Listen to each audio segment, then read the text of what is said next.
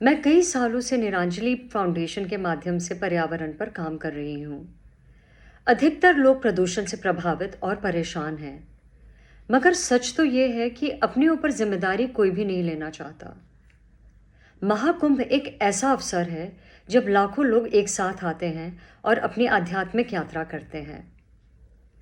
महाकुंभ का आरंभ कैसे हुआ, ये जानने के पहले हमें पता होना चाहिए कि हमारी संस्कृति में जल और पर्यावरण के प्रति सम्मान का क्या महत्व है। हमारे पुराणों में वर्णित कथाओं में जल को जीवन का आधार माना गया है। महाकुंभ की शुरुआत इसी विश्वास से हुई थी कि देवताओं और दैत्यों के बीच समुद्र मंथन के दौरान अमृत कलश से 4 बूंदें छिटक कर नासिक, उज्जैन, प्रयागराज और हरिद्वार में गिरी थी।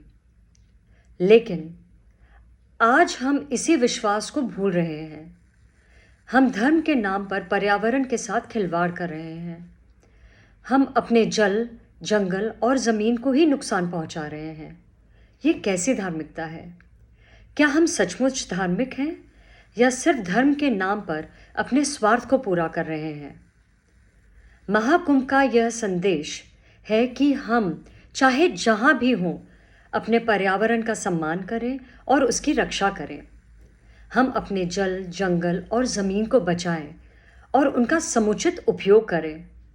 मगर अधिकतर लोग सोचते हैं कि स्वच्छता की जिम्मेदारी उनकी नहीं, बल्कि सिर्फ आयोजकों की है और गवर्नमेंट की है।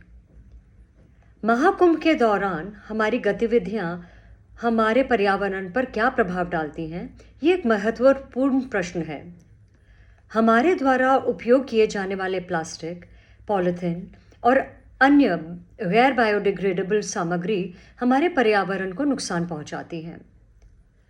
पहली और सबसे महत्वपूर्ण बात यह है कि हमें सिंगल यूज़ प्लास्टिक्स का उपयोग कम करना चाहिए।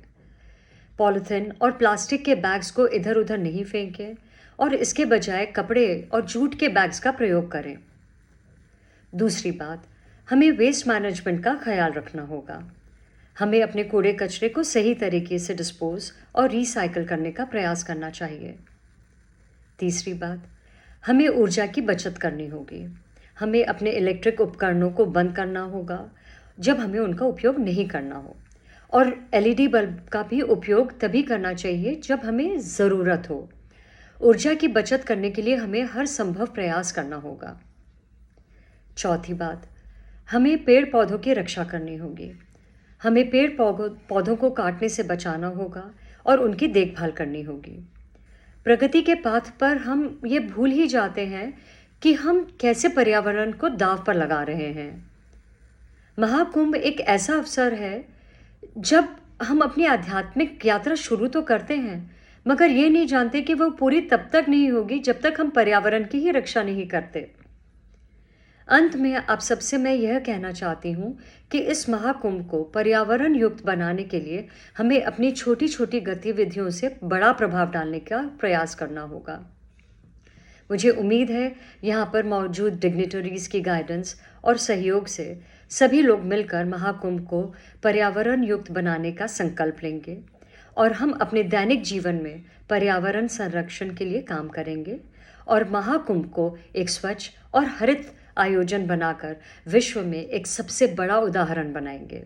धन्यवाद।